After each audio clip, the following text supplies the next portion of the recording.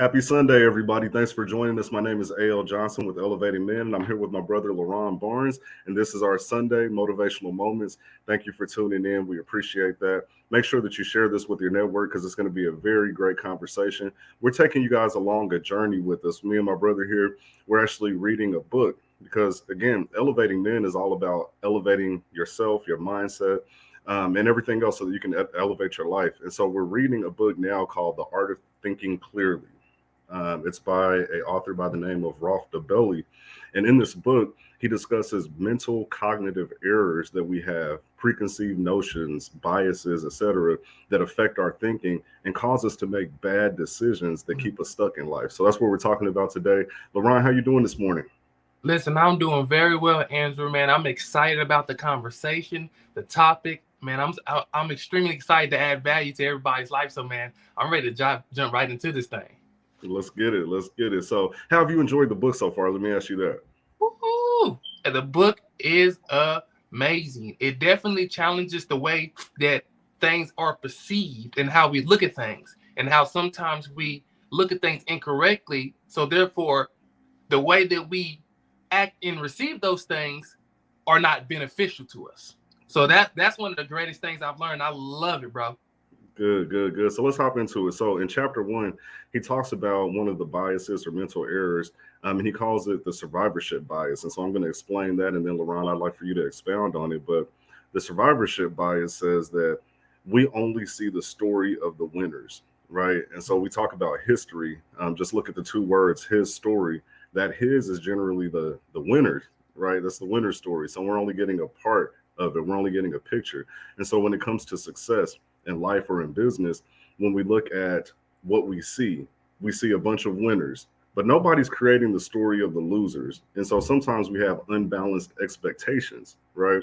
Um, there's an analogy that he uses about the graveyard. And so when you look at how many people have passed away having not lived out their dreams or started the business that they intended or written the book that they talked about, that number is far larger than the people that we see who are successful. And so, in some ways, we underestimate how difficult it is to carry those things out. And what does that do? It creates frustration because you come with a portion of the effort that you're supposed to, a portion of the focus, and then you don't get the results that you're expecting. And now you're demotivated. So, again, this is Motivational Moments. LaRon is a motivational life coach. And so, this is his wheelhouse. So, LaRon, when you think about that survivorship bias and how it can affect a person's mindset and their activity, how do you view that? Well, absolutely. Well, the thing about it I noticed is that when we overestimate our chances of success. That's really what the survivorship bias is when we overestimate our chances of success. When we look at a thing and say, just because somebody else has able to do it, I'm going to be able to do it. And I think at some point we all have that problem in our lives. We look at other people's success and say, yo, if they did it, I can did it. I can do it. The truth is we can do it, but we overlook some things, some qualities that person had that we don't really possess. For example, I remember when I joined Primerica, an organization, and I heard that they had the most 6 and 7 figure earners in America. Now, at this time, I knew I was going to be a millionaire. Couldn't nobody tell me anything different. I knew I was on my way to the millions. When I heard they had the most 6 and 7 figure earners, I said, this is the company for me. And when I joined the company, there was a superstar. His name was Ronell Burns. Ronell Burns became a very good friend of mine. He's no longer with us anymore, but he became a really good friend of mine. And Ronell hit $300,000 in 1 year. He was the talk of the town. People knew this guy. And when I looked at him, I said, you know what? One thing I noticed about Ronell is that he has enthusiasm and charisma. So I said, I have enthusiasm and charisma. I can do the same thing. I'm about to kill the game when I get into this company. But I overestimated. One thing that Ronell had that I didn't have was the work ethic. I didn't I didn't have the work ethic. I didn't understand at the time that Ronell was up at 8 in the morning and to sleep at 12 at night. What I didn't recognize was Ronell was missing time with his family. All those things that I at the time wasn't willing to do. I overestimated the price of success. And the price of success is failure. 100%, 100%. And it's so easy to do. And when you speak about that specific industry, the life insurance industry, that's what I've been doing for the past 13 years. I can tell you that there's research that's been done. 92% of agents fail, right? And when you think about it, the only thing that you're seeing are the 8% that are successful. Those are the ones that are posting the videos. Those are the ones that are having the conversations, et cetera. And so when you look at it, you say, well, hey, everybody's successful. And what I feel that it does is it causes a lot of people to jump into things that really aren't for them, right? And so you have to actually stop and analyze everything. And so what I do to try to sober myself, right? This isn't one of those things where you say, it's a downer or a bad thing. This is how you think clearly. When you look at an opportunity, you don't want to look at the success stories. That's for motivation. Mm-hmm. But for reality, you want to look at the stories of failure. That's really what you want to look at. You want to find stories of perseverance, right? One thing that happened to me that was similar to you is there was someone that I used to watch all the time in our industry. And I said, man, this is crazy. His first year, he hit 6 figures. Now he has a multi-million-dollar business. And I just could not figure it out. He's younger than me. I feel like we have all the same intangibles. I actually think I know a little more about the business than he does, but I couldn't figure it out. And then one day I'm watching one of his talks and it finally slips out, right? And I'm sure all of you who are watching have probably had a similar experience at some point. You've been trying to figure out the secret to a person's success, right? So he says, my father, he had the biggest agents. Wait a minute. What? So this is a second generation business, right? But you've been selling it in a way that it seems like you just did everything on your own. And what that did for me was it allowed me to be a little more confident. It allowed me to accept where I am and understand that, no, I haven't done anything wrong. No, I'm not failing. I'm not slacking. We just have two completely different situations. And so you have to be very mindful of that survivorship bias when you get ready to jump into something. Be honest with yourself. Have you only seen success stories and that's why you're jumping in? That's marketing, right? So think about all the get-rich-quick schemes, the multi-level marketing. If you sell this tea, you're going to become a multi-millionaire. Why do you believe that, right? Why do you even believe that? You believe that because you've only seen the 8% of people who are successful. When you go on social media, you check out Instagram, everybody's making hundreds of $1,000s a month selling this product. So now you believe that, okay, well, I'm going to buy in. Now you're just feeding into their millions, unless you take that time to sober yourself, get the information on the people that failed, and understand. The other benefits of that is it allows you to reverse engineer, right? And so sometimes we just look at where they are today, right? Nobody's sharing their struggle story, not too much, right? Or if they do share their struggle story, it's after they've already attained success. So you're not really getting it while they're in the trenches. And so what you have to do is you actually have to go and look for those so that you can understand, okay, this is going to be a grind. This is going to take a lot of hard work. Just like you said with Ronell, you watched him and it's like, boom, he shot to the top. But what you didn't realize is the work ethic in you was missing at the time. It goes back to our conversation last week where we talked about how you grade yourself, right? And so a report card at school, you got A, B, C, D, F. If you're an average student, a C, it's easily to misjudge where you're at. Because if you're not looking up and understanding that, hey, there's some levels to go, you have the big head. Yeah. Right? Yeah. You have the big head because you see the D and the F below you. And then if you only look up, you feel like, hey, I'm never going to get to the top, right? And so you have to have a clear thought process when you go into any venture. It's extremely important. And I want to add this as well, man. That was very good in what you said. And one of the greatest things that I learned is that we are never to pursue a passion or a dream for the sake of money. Okay. One thing that my dad taught me, he said, LaRon, you can make money doing anything. You can make money scooping poop. So when we get into organizations, when we get into ventures, when we go after our dreams, we can make our money doing anything. So do it for the passion. Do it for the love. Do it for the desire. When I joined Primerica, I didn't do it for the passion. I did it for the money. So I was chasing money at the time. You hear me? And what happened is when you begin to chase money, when things get hard, you get exhausted, you get weary. It does something when you don't do it for the passion and the love of it. So when we are going after our goals and our dreams, when we are pursuing those things, do it for the passion, the love of it. And that's what will keep you in the game. And it will help you when things get tough. You will say, you know what? I got resilience now because I'm doing it for the love of it. Man, that's huge because I always felt like I wasn't money motivated enough. Like that was my problem. And the real issue was I wasn't doing anything that I was passionate about.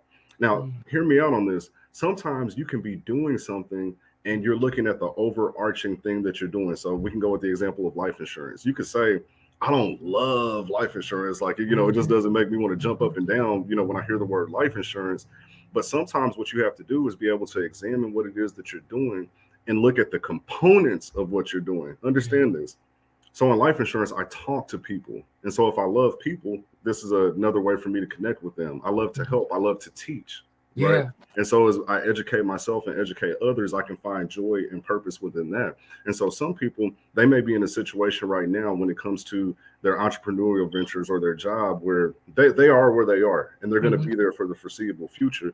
What can give you hope is dissecting exactly what it is that you're doing and finding a way to find your passion within that. Yeah. If That's that makes good. sense. That's Yeah, good. yeah. That's very good. For example, what this that's so much of a good point. It makes me think about what I realized was I didn't necessarily like selling the insurance. What I found my passion in was the training. See, I love to train people. And I didn't know that was a thing at first. I didn't know that, first of all, you can get paid for training people. That's crazy. Now I'm in a position of myself to do that now. But it was the training, and I found the love in the training. But at the same time, I didn't like to go out and try to say I'm selling people insurance. I care about their family. But honestly, if I'm honest, come on, can I be real with you? I cared about and loved the trainer more than I cared about covering them with insurance in a family from that perspective. That's just the truth. Right. So I couldn't get myself to do it as long as I wanted to do it. Yeah. That perseverance, it really comes from, like you said, doing something that you're passionate about. And what survivorship bias says is if I don't see someone doing exactly what I want to do, exactly the same way, being successful, um, I'm not going to pursue it. I'm not going to pursue it. And so your eyes are always looking for the survivors so that you can join them. And so it becomes a point of who's marketing their survivorship the best. That's where you follow.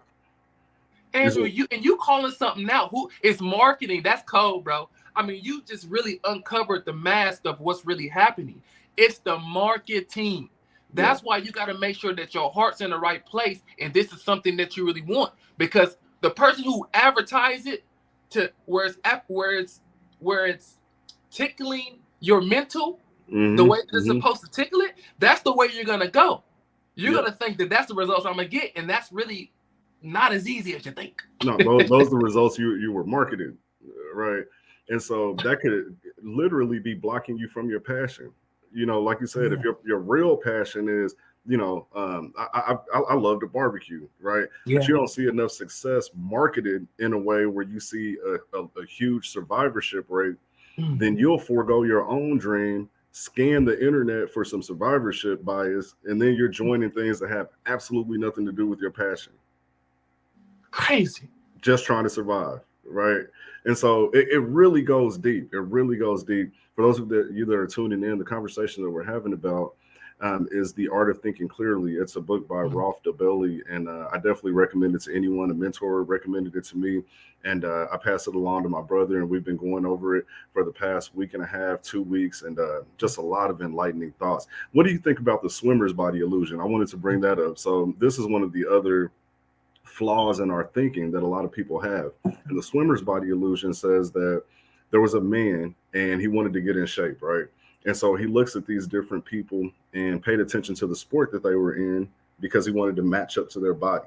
And Mm-hmm. so originally he looked at runners. He said, well, no, I don't think I want to become a runner. Most of them are skinny and, they're hungry all the time and all that. Then he said, well, I don't want to be a bodybuilder because, they're all broad and they look stupid. Right. And so he settled in on swimmers. He was like, I like the way swimmers are built. So I'm just going to start swimming so that I can look that way. So he swims and he swims for months. He trains as a swimmer. Then he looks in the mirror one day and realizes his body doesn't look anything like a swimmer. He fell victim to that illusion because scientifically, a swimmer is good not because they just practice swimming all the time. There are some factors in their body type, their weight. Most of them are kind of tall and slender. All of these things play into their success, but a lot of times we only look at a result. We look at the end result, right? And so when it comes to that swimmer's body illusion, have you ever experienced that in your own life or in the life of any of your clients? I would say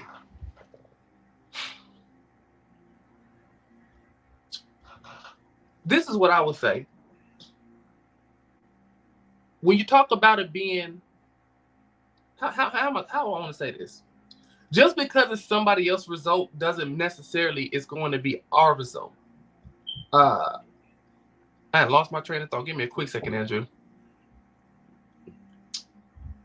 Man, this is good. I'm sorry. This is a lot. I had a lot on my mind, and I wanted to come with something in particular. But it's when we pursue. When we pursue things for a result, but are blind to the fact that it's more than what we see. That's what I was trying to say. It's more than what we see. It's called the swimmer's body illusion because it's just that. It's an illusion. It's not real. You hear what I'm saying? And we got to understand that some people are born with natural gifts, talents, and abilities. Once again, like we talked about, that when we look at somebody, and one of the things that it mentioned was when they put out supermodels, people have beautiful looks in their face. That's what they're using to advertise makeup. But this person was already beautiful. You Right. hear me? So now you're buying it and you're like, hey, if I rub this cream on my face every day, I'm gonna look like that. And you're not. And what happens is, again, you become discouraged when you don't think clearly and you don't understand the difference between what is for you and just what's being marketed. You set yourself up for failure because now, no matter what you do, you're not attaining the goal that you set out for. And what is that? Demotivational, because if you're not feeling progress in anything that you're doing, you give up. Right?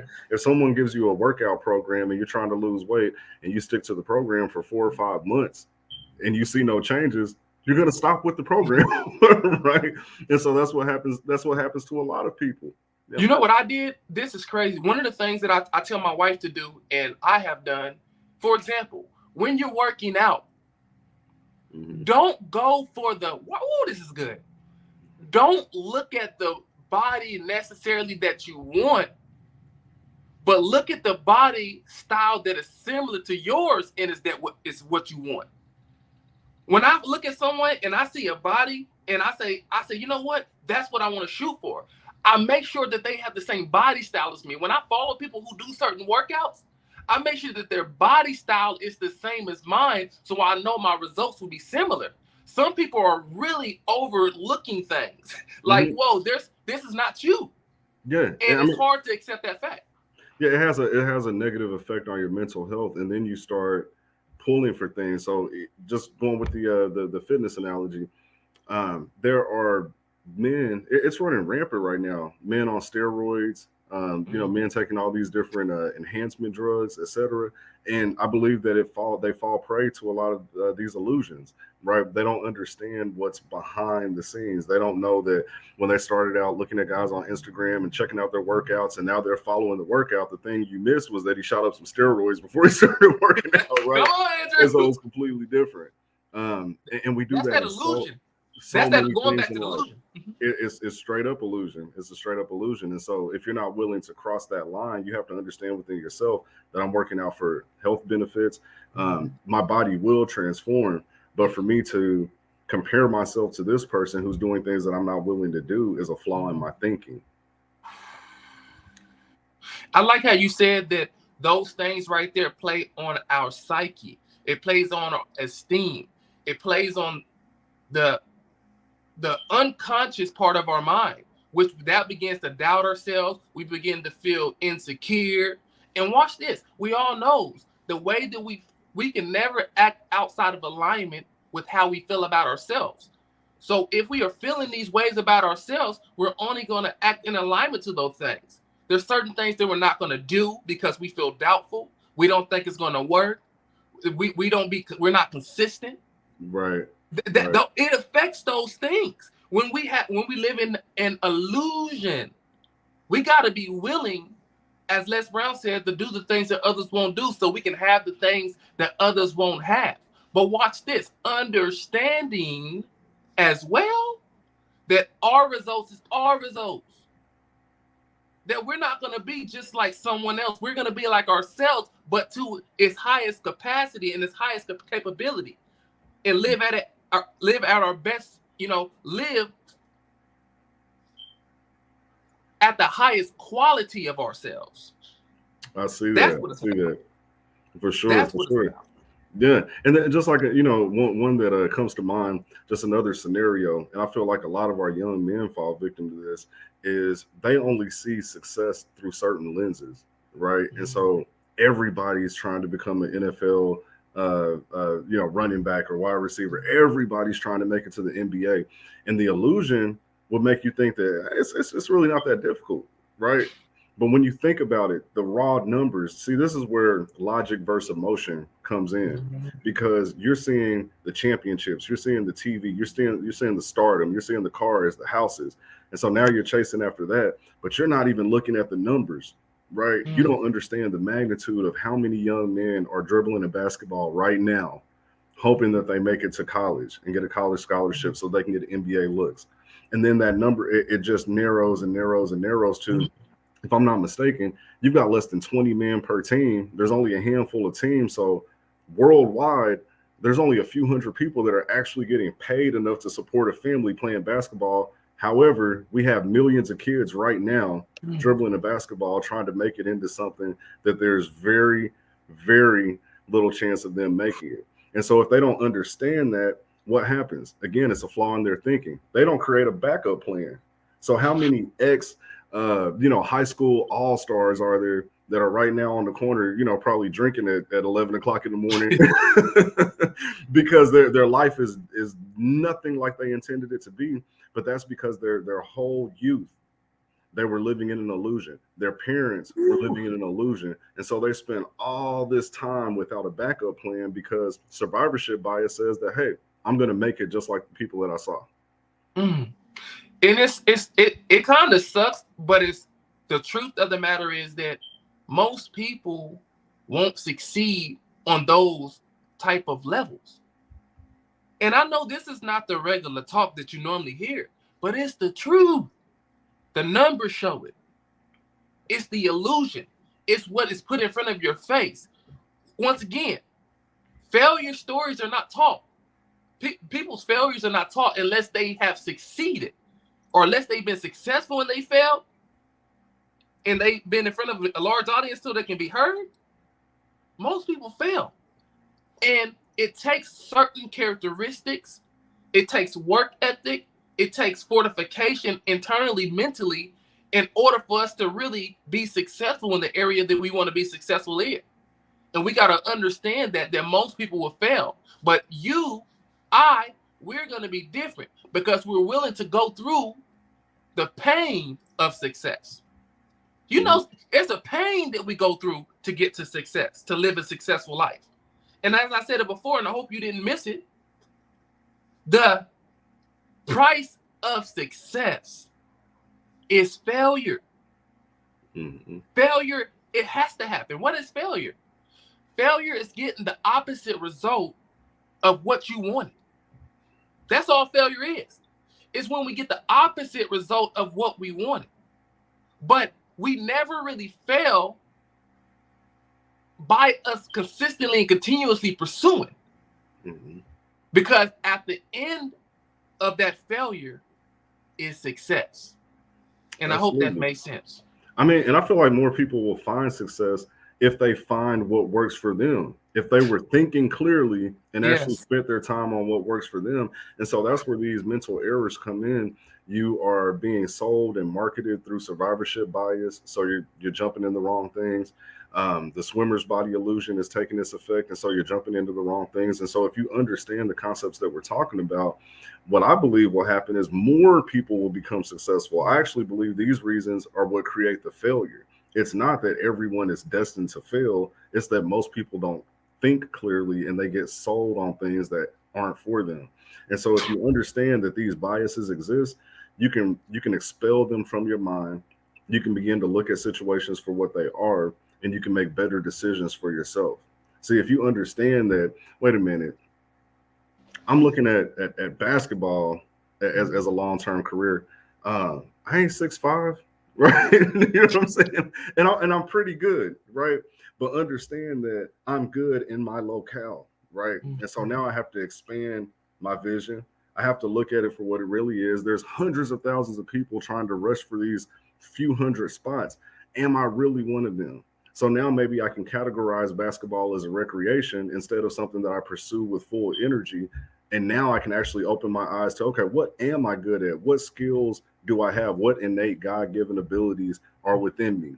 Right. And so now you can start having conversations with the people around you that you know and love and trust and say, hey, what am I good at? Right. Mm. Like if you don't know, as a starting point, Yeah. ask the people around you, like, what am I good at? What are some things that you could see me doing? And then again, don't get sold through survivorship bias. Go and look at that industry. Look Come at the on. success stories, but then also look at the failures. Understand what the common themes are. Understand the work that goes into it. And then analyze yourself honestly, because a lot of times we lie to ourselves. Honestly evaluate, is that something that I can see myself doing? Am I willing to overcome the struggles to get to that point? And if that's not it, keep searching because it's a big world. There's so Mm. much opportunity. Like you said at the beginning, there's somebody making $1 million selling socks, right? Yes. You can make money doing Yeah. anything. And so, especially with the world being as open as it is and having access to the internet where you can have conversations with people all over the world is your playground. It's open to you. But until you start to think clearly and find a path that works for you, you'll be lost. Whew. That's the word. That's the word right there. So I'll say this, Andrew. I'll leave it at this, man. This is a very good conversation. And I truly believe that it's worth saying. When you are in pursuit, make sure that what you are doing is you. Make sure that you are willing to go through the ups and downs. Make sure it's something that you love, that you have a passion for, that you're not only looking at the positive things, but you're also looking at the negative things, the things that you're going to run into in the industry. As Andrew said, do your research.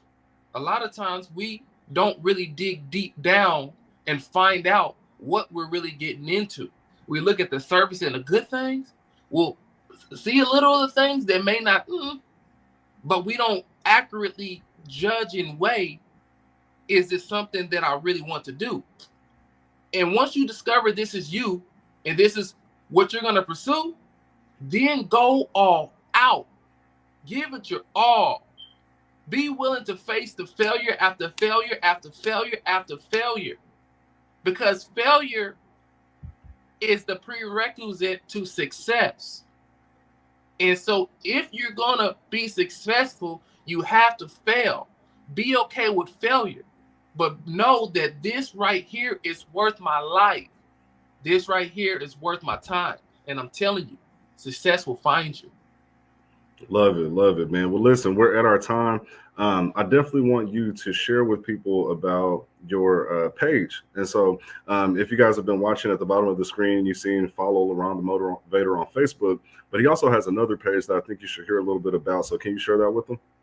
Absolutely. Absolutely. The Balanced Entrepreneur.